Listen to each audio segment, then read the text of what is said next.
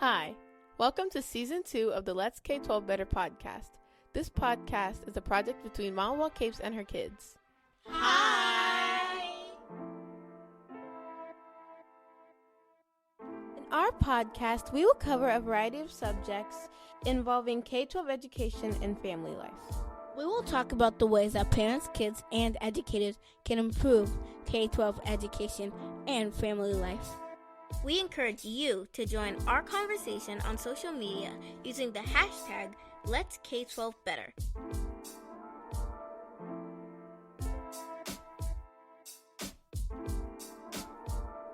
Let's jump into Season 2, Episode 6 of the Let's K12 Better podcast.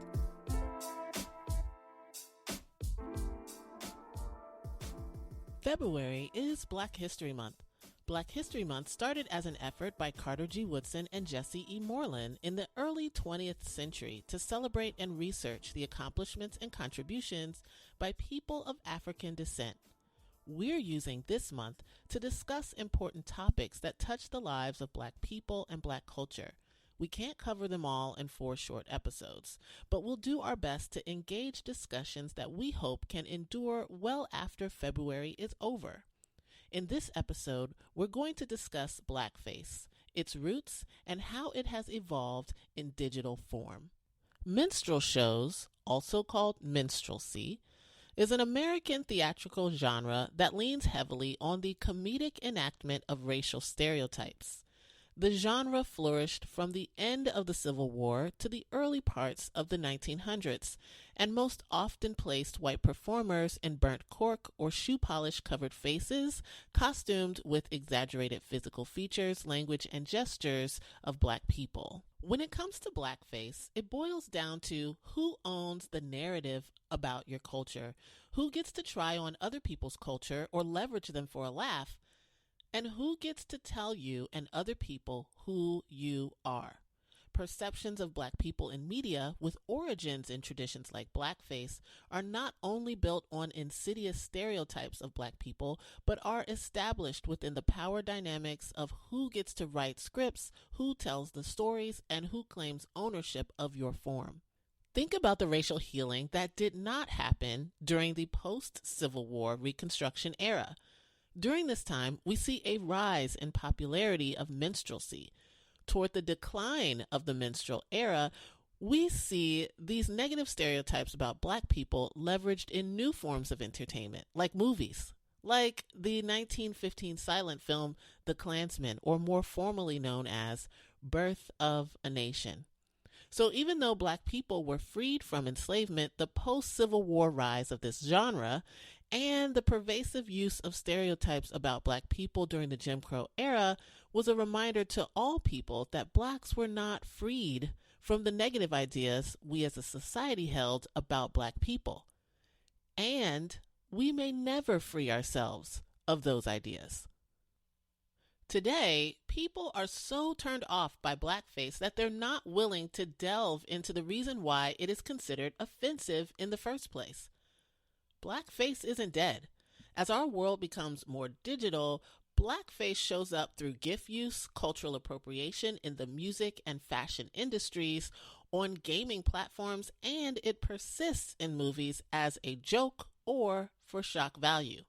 In fact, in September 2020, Aisha Harris, co-host of the NPR podcast Pop Culture Happy Hour, released a New York Times visual journalism piece called A Brief History of 21st Century Blackface to commemorate the 20th anniversary of the Spike Lee movie Bamboozled.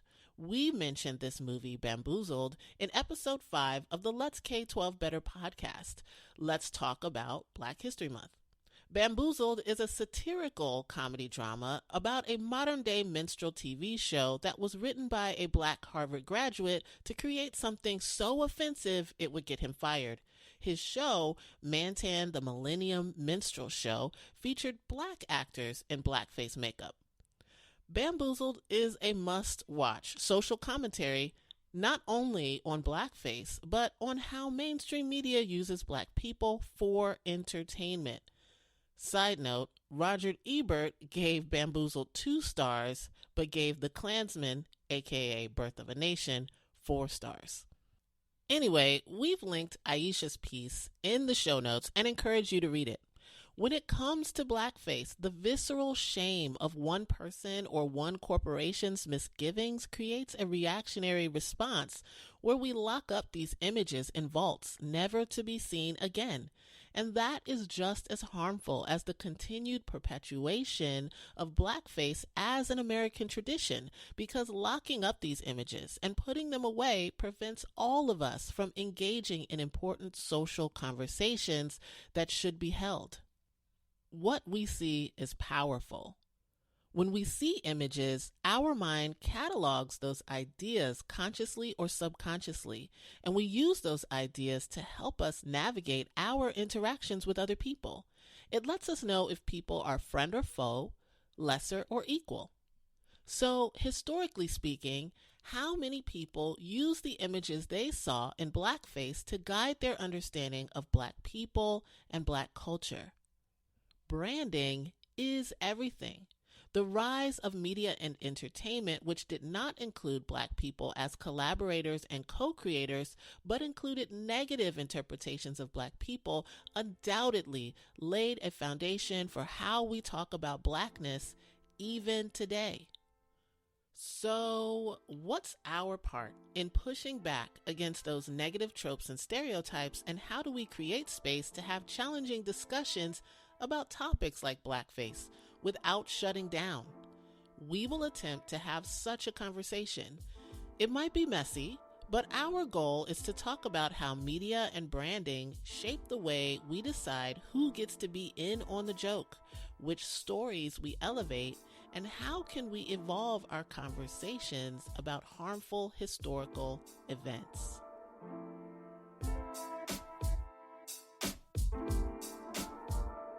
All right, so we're back at the kitchen table to talk about another important topic. What? So let's jump right on into it. I think that we're going to have a really awesome and fruitful conversation today. All right, so let's jump into question 1. All right, let's get this party started.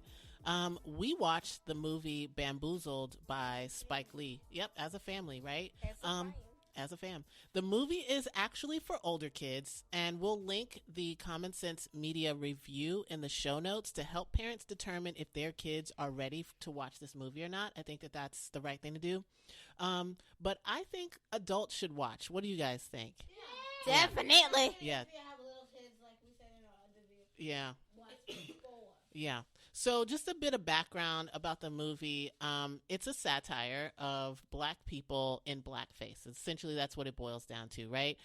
We have this Harvard grad who is working at a television production station or company, and he's trying to get fired and let out of his contract. And he's trying to create a show that is offensive, right? Right, just so bad that they're you just kick you out so that he can get fired, so he can be let go of his contract. So inside he reaches down to what's the most offensive thing to him, and that was, I'm gonna make a millennium minstrel show, right? And right, modern day blackface, right? And so for him, that's the most offensive thing. So he pitches the idea. He brings in 2 homeless performers from the street to play the role, right, of Mantan and Sleep and Eat, right, which are 2, literally, it's wildly stereotypical and crazy, right? But he brings in these 2 guys who are homeless to play the characters for that show. And what happens? Their life, it goes off good, right, as if he meant to put it out to not get fired. Right. So the company picks up the show and runs with it, right, and then also takes it further than he took it, right, and so it's crazy. So we don't want to give away too much about the show, right, or the movie rather, but I just want to ask each of you, what do you guys think that the initial message that Spike Lee is trying to convey to the viewer? You're first. I think that the message is that people think that things are okay because it's not real, or because also because someone of that culture is doing that thing, but that these like these things that they're doing are always like good things or things from their actual culture. A lot of the time they might be very stereotypical or very racist, and they do it because of like media or fame or money. And to kind of like, also I think he was trying to say to kind of avoid that path, and not to do something like the main character did. I love that. So I just kind of want to sum it up for everyone that sometimes people will use stereotypical images from their own culture, and media will think it's okay because it's a black person that's in blackface, so it's fine. White people are doing it, or Right. Asian people. Right. So thank you for bringing that up. Thank you for bringing that to the space. Okay, how about you? What is the initial message, right, that Spike Lee is trying to convey with this movie? Again, we don't want to give everything away, but what do you think he's trying to tell the viewer? So there's two things that are like key to me, and yeah, of course they're going to be quick, but the first thing is that there's problems within the black community because the main character, who was trying to get fired on purpose, recruited the guys on the street, and I don't want to give it away, but they were looking for a job, so he thought that, since they're black, it might not, I don't know if he knew if there would be a problem since they're black, but he was like, these guys are looking for a job, and they're black, so, yeah. And then the other thing is that audiences will be influenced based on what they're watching or reading, and I don't want to give it away, of course, but the audience did exactly what the people on the show were doing. I'm not going to say what it is because it's actually like the biggest part almost in the movie. So yeah, that's just another. So I love how you brought in like class here, right? And I hate to say it as like class, but like, this guy, he was a Harvard graduate, right? And he's deciding to bring in homeless guys to play these parts, right? He's not bringing in a famous actor or even bringing in trained actors. He's bringing homeless guys who are desperate for a job, right? What do you think about that? I don't really know, like, because honestly, like, it didn't really say, like, if he, like, it didn't really, like, convey to us what he was thinking, because if he was thinking, like, well, they're homeless, so it doesn't really matter, or he was thinking, well, they need a job, so, but either way, like, still, it's kind of messed up, because, like, he has someone put them out there. Right, who's in a desperate position, and, like, yeah, like, having them do this because they're in a desperate position. And he's abusing that, therefore. Yeah. And also, like, just, like, to say, like, this happens a lot in real life, too, because people, they're so desperate, and they will do anything, so... Yeah, and it even shows throughout the story. Like, again, I won't ruin it because, like, it's also another good part of the story. But, like, yeah, like, yeah. Yeah, I think I'm really glad that you brought that up, that within the Black community, we have a responsibility to take care of each other.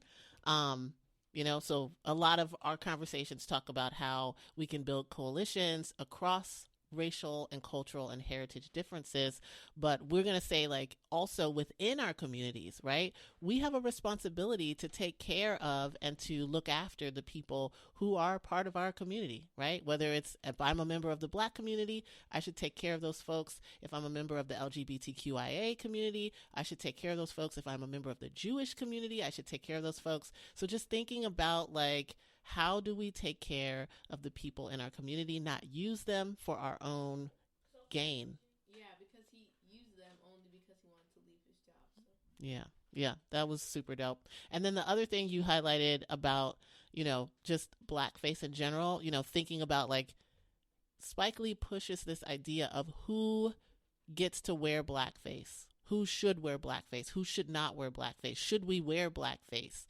There's a lot of really interesting points in this movie that make you think, hopefully make you a little, like, uncomfortable, right? If you're not used to looking at and thinking about this subject matter.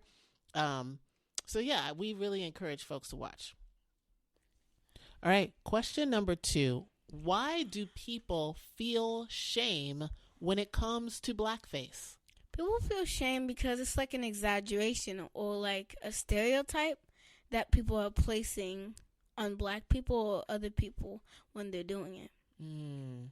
And when they're doing this, right, like a lot of people want to like immediately like Erase it. Erase it. Yeah, exactly. Why do you think people want to erase it? I think people want to erase it because they immediately think, probably before they do it, oh, it's bad. But if I just erase it, it's fine. And what happens when we erase it? We don't learn from it. Like, we don't learn why it's wrong. Because we don't ask, is this wrong, what I'm doing? Instead of just going to do something. And I have another question for you. Like, why is it wrong? Why do you think it's wrong? I think it's wrong because, like, it's like misinterpreting, like, the black community or how black people act. I appreciate you sharing that. That was very thoughtful. Thank you. All right. So what about you? You know, share your thoughts. Like, why do people feel ashamed when it comes to blackface? So, blackface is bad, right? But, like, the thing that, like, okay, so when it was, like, very popular during the Jim Crow era, people didn't attack people for it. They were just like, oh, look, blackface, and then they would laugh, or they would just be like, whatever, like, it's a norm. And since then, we've established that it's bad, and so when someone does something, when someone does something that we established that we're not going to do anymore, people attack people, like, try to come for people, and, like, it's not like I'm against it, but it's not like I'm for it either. It's just like, don't against do it. Or for what? Attacking people or trying to find where they live, trying to hurt them. Doxing people and stuff like that. Yeah. And I think that's the scariest part, even though, like, it's bad and, like, you shouldn't do it, but, like, the scariest part for people, like, after they do it, they realize, oh, no, like, people are going to come attack me. People are going to, like, tell me that I'm a bad person and that I'm racist. So, yeah, that's really actually why people... I feel like that's really actually why people are so scared to do it, or they just want to erase it right away. So they're more afraid of other people's responses, getting hated on, other people's responses, instead of like understanding that it's wrong. Exactly. And yeah, I think that's why some people who are like actually think it's funny and stuff like that, like, who do it, I think they're mostly the people that get scared when people attack them for it, because they're like, I thought that this was funny, right? So what do you think should happen instead? Like, instead of erasing it, you know, because companies will, you know, an episode will come out and like then the company will be like, we put this in the vault, it's never coming out again. But then people record it and they put it on YouTube. Like, say like a song. It's actually never gone. Stop. It isn't. Say like I sang a song or I made a song and then I was like, and I just deleted it. People have recorded that, screen recorded that. They can just re-upload it, and then people can see exactly what I said or did. So what should happen then? You know, and like, should we? This is a question. Should episodes of TV shows that are more recent, right? Episodes of or even cartoons that are older, should we lock those away, never to be seen again, or should they be available for people to view? So first, it's weird because like sometimes it is extreme, and as I said, TV and media can change people, and like maybe people might think, oh, since it was on cartoon, like I can do it in real life. So on one hand, it might like get worse, but on the other hand, it might get better because people could learn from it and like watch it and say, oh, I see why this is bad, or like, oh, I see why this is insensitive, or I see why people get mad while people do this. And also, maybe you shouldn't delete it because, like, again, like I said just now, people can find it again because people have screen recorded it, videotaped it, so there's no way you can't. Nothing never dies on the internet. Exactly. Yeah, that's real. Thank you so much for sharing. I appreciate that. Yeah. So we kind of talked a little bit about, like, locking away these images and decisions that media companies make when it comes to blackface in cartoons, in episodes that are contemporary episodes, not even historic episodes, in movies. So I just want to say, like, no media is released without sign off by lots and lots of people, right? That means that a lot of people have opinions about that being like. Exactly. So there's a long line of people involved in making media for mass consumption. You have like the writer's room, the executive producers, you have the board, you have lawyers, you have publicists. All of these people, when there's a blackface reference or there is blackface in something, a bunch of people have signed off on it or have passed it through to the next level, right? So I have to ask you, what responsibility do individuals and companies or organizations have to changing these narratives?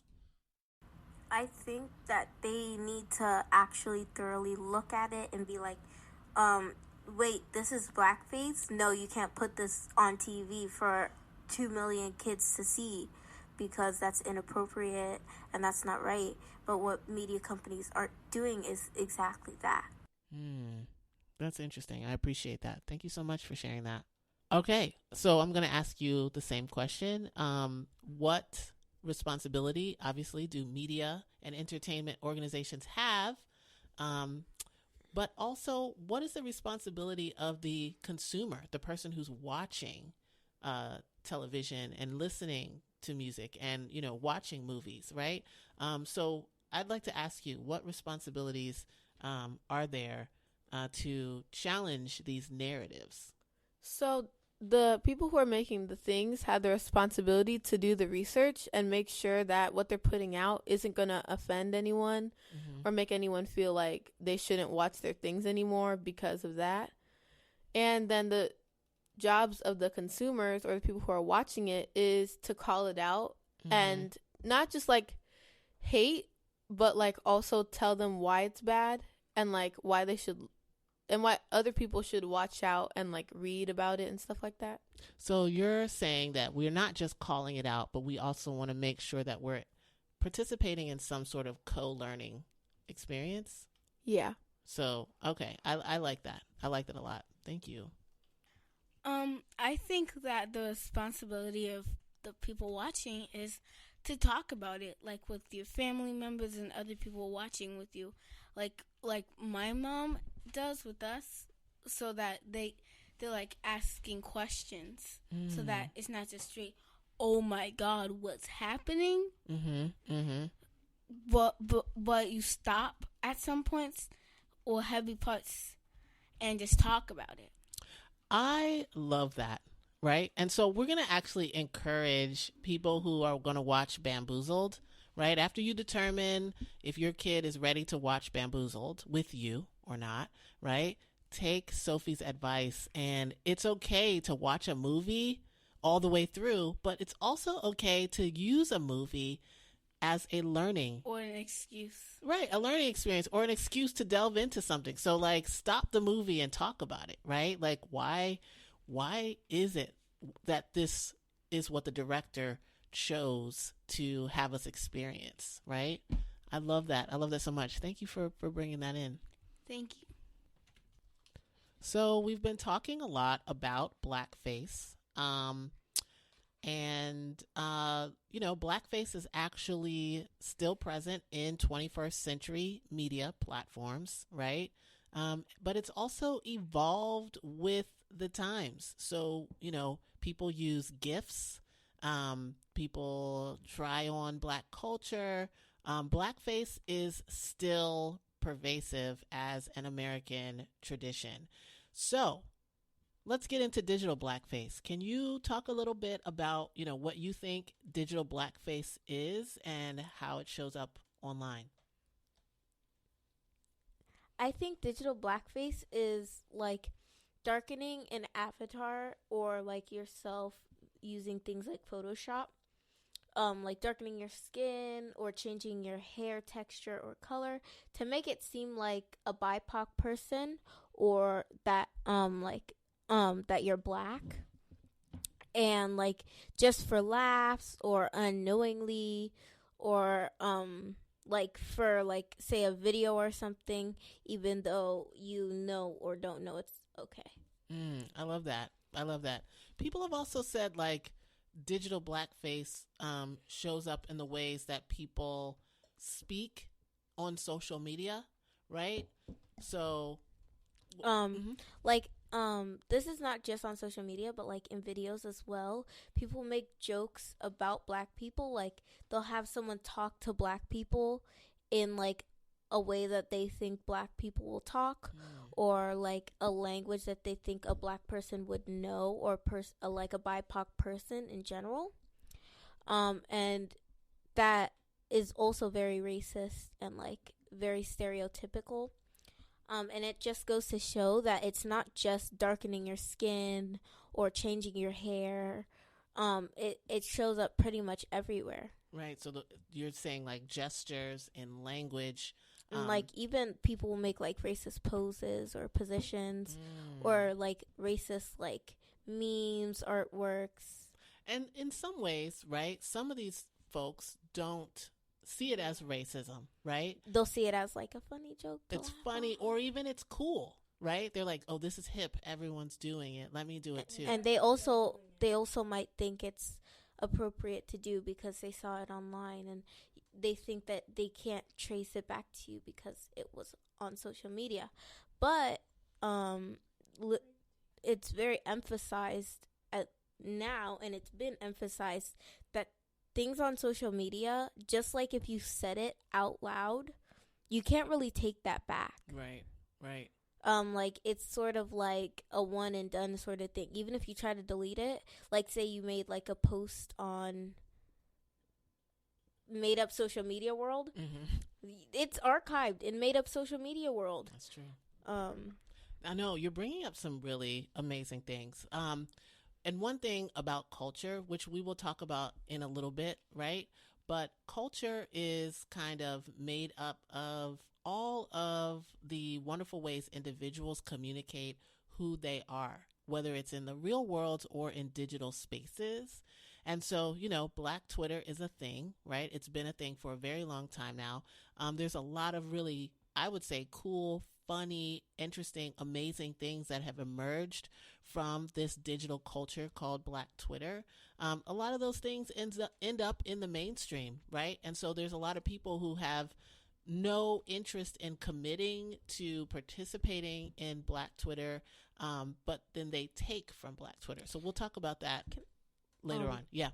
I just want to say a short little thing on it, like not to like say a full thing, but also it's like not just like on Twitter people are doing this. It's like on every platform, like YouTube, Instagram, Snapchat, TikTok, like whatever social media. There's gonna be like a group of people, and then there's gonna be another group of people not wanting to participate in those people like practices or like what their interest is, but they're gonna take from that. And that's not particularly racist. That's just extremely rude. Yeah. I love that. Thank you for sharing. So you've kind of bridged the gap between this question and the next. So hold on to some of those ideas so that we can bring them back up again. I appreciate you for sharing that. Yeah, thank you. So we're talking about digital blackface and how it shows up. And obviously it shows up in all spaces, including gaming. So let's have you talk a little bit about your Roblox video. How did it come about, and why do you think it was necessary for you to make that video, and how does it address digital blackface?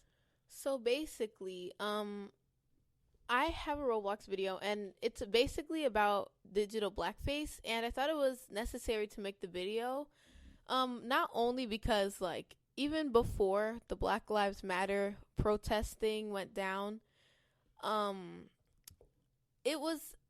it's always like appropriate to talk about blackface in any form, but it was more appropriate because people were doing it because they thought that it would be in solidarity of like Black Lives Matter and black people. And also another thing, which I might make a video about this too, is people like, it's actually sort of a form of digital blackface, and it's when people are like, okay guys, so I'm gonna like dress up as a black person and then ask people, I'm black, do you accept me? And what do you think about that? I think, first of all, like, you trying on blackness and then seeing if people will, what do you think people think that they're going to get from that? Honestly, so I feel like there's three things involved. Attention, the need for, like, people, well, compliments, or, like, people to tell them, oh, it's okay, you don't need to feel ashamed of yourself because you're black, or because, you know. And then the third thing is, like, they just had to find something that was relevant, and, like, they needed a video or something like that. So I think that's also. So shock. So people are using blackness to get views. Yes. And so I don't know which YouTuber or which video, but I saw this and I was just like, this girl has 10,000 plus, more maybe even now, views. And people in the comment section are like, Black Lives Matter, Black people matter. It's just like, this is, no, like, because she's literally doing blackface and then say, it's like, if. It's almost like nonprofit blackface. Exactly. Or like, you know, like it's goodwill blackface. But like not goodwill, because it's blackface. Like, it's like if a white person or a person who wasn't black did blackface. Mission driven blackface is what I wanted to say. Yeah. And like they did it, and like not really bad how it actually is, like where they do like really, really dark black and like red lipstick, but like they dressed up as like an everyday black person, and then they went up to people and was like, I'm black, do you accept me? It's just like, come on. And then the other thing about compliments is, during the video I noticed that when they went up to someone and they asked that, they would be like, oh no, you're beautiful, like it's okay, you don't need to feel ashamed of yourself. And it's just like, I don't know. So yeah, I feel like that was also a reason why I had to make the video. And actually, some of the videos I saw came out after my video, so I was like, oh. But another reason is because I saw even one of the people that I knew did it, and I don't know if they didn't know what blackface was or not. So I was like, oh, well, they did it, so maybe other people are doing it, I presume. And they probably don't know what blackface is, because some of the people who watched my video were like, oh, thank you, because I didn't know what blackface was at all, actually. So I was like, oh, well, perfect that you watched my video. But basically, it's just because I saw people doing blackface online by changing their skin color. And like, of course, you're allowed to change your skin color in a game. Like, if you're white, of course you can have a black avatar, but you shouldn't do it to mock black people or to impersonate black people or to just fish for compliments or get views on your YouTube video. Like, just anything bad. Yeah. Or in solidarity of Black Lives Matter too, because that actually works against. I appreciate that you bring that in, because there's a lot of things at play that I think that you covered them eloquently. So I appreciate you bringing that. I didn't even really realize that people would, you know, have a black avatar and then go around asking people what they thought about them being black, right? I mean, black people aren't doing that. Black people are not walking around and being like, hey, so what do you think? You know, like, you know, when you think about the premise, it's actually quite ridiculous. But it speaks to the fact that shock value of using black people and black culture, what does that get you? What kind of response does that create in other people? And how is it entertaining? So basically, you and I were talking, and it was about this article in the New York Times. And sorry, but you might have to put it in the show notes because it was really good. Oh, yeah, no, that article is by Aisha Harris, and she's got a podcast with NPR, and, you know, I just think she's super dope. So, yes, her article is in the show notes. Everybody go and read that article about 21st century blackface. Anyway, you were saying. So, it was.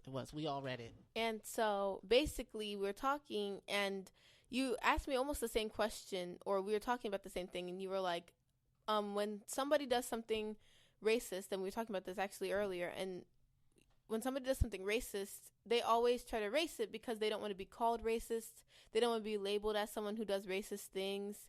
And, like, I feel like that's the same thing that happens during this, because During what? Blackface? No, like this scenario. Like, when people are like, do you think I'm pretty because I'm black, or do you like me because I'm black, or what do you think about me because I'm black?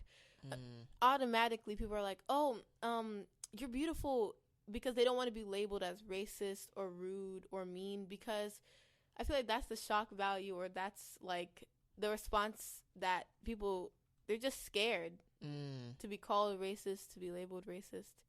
And of course, being labeled racist is really bad, but like, and also you shouldn't speak your mind if something's racist, but during that, like, it's also kind of like, will you be labeled racist? Because technically it's blackface, but also if it actually is a real black person, like, that could hurt their feelings or something. Yeah, and it also, that person who's doing it, the person who has the avatar and they're pretending to be black and going around and asking people, what do you think about black people, right?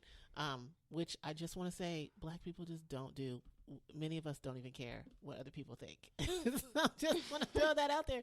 I mean, it's not wrong though, right? Like, we're just living our lives like everybody else. Yeah. Right?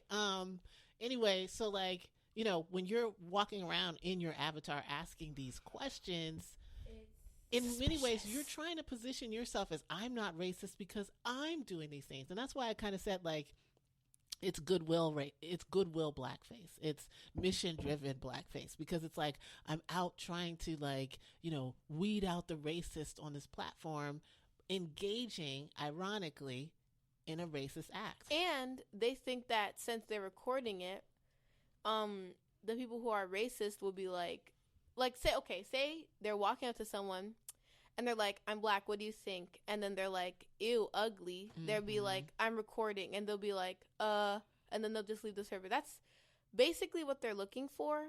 So I feel like that's why, you know, like, they're doing it, because they're like, I'm trying to find someone racist to expose. So let me find a way. Oh, let me dress up as a black person and ask people what they think, because if somebody says something mean, obviously they're racist, which might not be true, because if you don't like what someone looks like, I mean, it's just mean. It's not racist. Yeah. So. Yeah. I just love that you brought that. I just thank you for bringing that to this discussion. You know, I just encourage people, like, you know, if you're white and you want to find racist, go talk to other white people as a white person and just say, hey, like, let's talk. Right. Like, no. Not even like, what do you think about black people? But just like, when you hear something, you know, say something, versus going out and like dressing up as a black person on an online platform and looking for racist people. Or look, or ask the people in your community, even if it's not non-white, like Hispanic people, Asian people, non-black people of color. Ask the people in community, why do you hate black people so much? Or why do you hate this race so much? Or why do you hate Asian people so much? Or why do you hate Hispanic people? Because the only racism comes from hate. So I think that if, like, you talk to someone about why you hate something, like, then it will help just, like, die it down, because they're like, oh, maybe me hating them just because off of a stereotype or off of what they look like isn't right. And maybe I should only hate them because they're mean to me, or, maybe I should only hate them because they said something mean to me, or not hate them at all, bros. You know what I'm saying? Like, there's always going to be hate and conflict. There's always going to be hate and conflict. Not off of the color of your skin or what you look like. That is true. Way to be realistic. I mean, in my mind, I'm like, hate and love are two very strong emotions and similar things, right? They create the same chemical release in our bodies, right? And force us to do reactions and actions based on that chemical reaction. So we need to think about, you know, if people are hating, maybe we can get them to love. Yeah. Maybe, I don't know. Maybe I'm being super Pollyanna and like unrealistic, you know? maybe that's not even possible. But what I do want to say is that I think it's more, you've highlighted the fact that instead of outing racists, we need to have more discussions. And I think that that's what the root of actually kind of this episode is about. We don't want to necessarily brush blackface underneath the rug or erase it. It is a part of American history right? And it's always going to come up because also this was another thing that you told me about when we were talking that same day. It was like yesterday. And you were like, or actually, no, it was in the podcast. Actually, I'm so sorry. It was in the podcast. And you were like, or maybe I was like, every time we look at history, where all the bad things come from one thing, and mostly it's like the slavery and blackface and stuff like that. So it's actually never going to just be brushed under the rug because, come on, like, if we're talking about, like, the Jim Crow era, like, we can't not talk about blackface. We're not talking about everything. Jim Crow was a blackface caricature, right? So, like, we named a whole era of racism off of a after character, a blackface caricature. And so we really need to think about, as a society, instead of running away from these topics, instead of hiding, we need to face them on.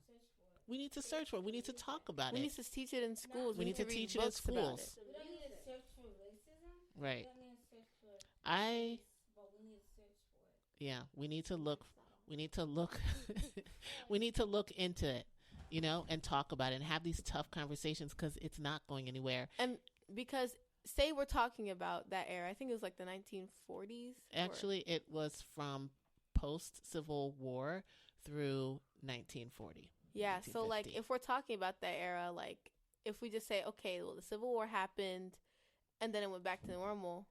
And then, well, where do black people come in? Because black people fought in the Civil War. Black people were still there before the Civil War because there was slavery. So, like, people would ask questions like, well, then what happened to all the black people that were enslaved and, quote unquote, got free because there's still slavery, and there's still slavery now? They would be like, well, and then they would have to bring up the Jim Crow era and then segregation and then leading up to all those events that happened now. So, yeah. Yeah. Yeah, it's just really, we can't ignore it, right? Ignoring it exacerbates the problem because then we move into a place of shame and not a place of growth and greatness and learning. And that's, one more thing to, like, course. wrap it up. And that's also the reason why this country is, like, slowly moving because, like, we haven't, like, faced head on these topics at all. Unless it's, like, at home. Mm-hmm. Because there's actually people who do know a lot about this stuff. But, like, I'm just saying, like, there's a lot of people who don't know what blackface is or who have no idea why slavery happened in the first place, you know? So. Yeah. I appreciate that. Thank you. Yes. All right. Okay. So we're going to talk about cultural appropriation versus cultural appreciation in another podcast episode because I just think that could be a whole episode of its own. And you know what we can do is maybe we can bring in a few experts to talk about it as well. I think that would be super fruitful for our audience. So that'll be on my to-do list. I just want to say that this has been a very awesome episode. Once again, you guys literally bring the heat and drop these gems like every single time. Girl, you dropping gems. We have pie now. Yes, I made you guys a sweet potato pie so we can have our pie now. But I just want to thank you guys so very much for taking your time to think about these questions and provide some very insightful responses. So thanks, gang. You're welcome. I love you too. How did blackface influence the post-Civil War mentality? How did these images solidify stereotypes about Black people in the minds of everyone in the United States and abroad? Branding is a marketing practice designed to ensure a name, a symbol, or an idea is easily identifiable with a product or person. Branding is everything. It's everywhere. It always has been and it always will be. The way that we market ourselves and others through historical narratives, propaganda, politics, and media and entertainment tells a story of who we are perceived to be. Sometimes we do not have control over these narratives. How do the stories that others tell about us help or hinder us? And how do the images we see influence the way in which we think about other people and their culture? We challenge families to leverage this time together to courageously explore some of these same questions that we've discussed. If you have any cool epiphanies you'd like to share, or if you get caught without answers, please leave them in the comments or share them with us on social media. Each episode, we will share quotes that we find inspirational. Gwendolyn Brooks was an American poet, author, and teacher. Her work often dealt with the personal celebrations and struggles of ordinary people in her community. Her quote, "Do not desire to fit in, desire to oblige yourselves to lead." B.B. Moore Campbell was an American author, journalist, and teacher. Her quote, "People of color, particularly African Americans, feel the stigma more keenly. In a race-conscious society, some don't want to be perceived as having yet another defect." My quote is by Nikki Giovanni, who is an American poet, writer, commentator, activist, and educator. My quote is, "Deal with yourself as an individual worthy of respect, and make everyone else deal with you the same way." Phoebe Robinson is an American stand-up comedian, New York Times best-selling writer, and actress.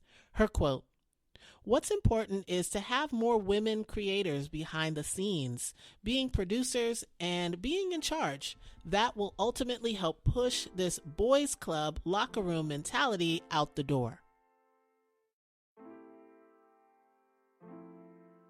Thank you for listening to the Let's K12 Better podcast. If you enjoyed this episode, please rate, review, and subscribe. We want to hear from you. Connect with us on social media at Let's K12 Better on all social media platforms, or connect with me on Twitter and Instagram at Mom of All Capes. The Let's K12 Better podcast is available on every podcasting platform. So if you enjoyed this episode, don't forget to rate and review our podcast. Your feedback helps us grow. Thank you so much for listening. See you next time.